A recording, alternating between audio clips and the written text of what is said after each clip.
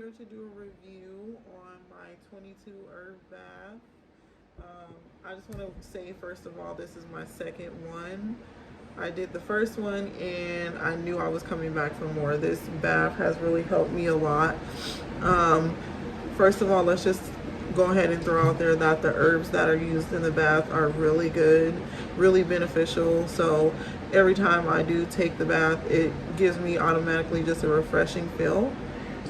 My second time around, I actually fell asleep immediately when I got into the bathtub. I was in a relaxed state of mind. I just felt the negative energy and any toxins that were holding on to me just like started to release. And then, you know, as soon as I got out of the bathtub, I was relaxed. Entering into the bed, I was just relieved.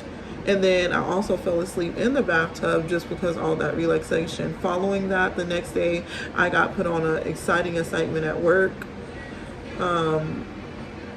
Exciting assignment at work. Then I actually started, you know, seeing things change in my children that I have been wanting to see for a long time. I felt energized and positive that whole week. I got on a routine. I was consistent and just overall helped me with my mind, body, and soul. So I strongly recommend this product.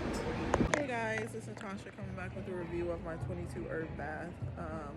I just want to let you guys know I've been benefiting a lot from it. A lot of good things have been happening to me. My energy has been really cleansed.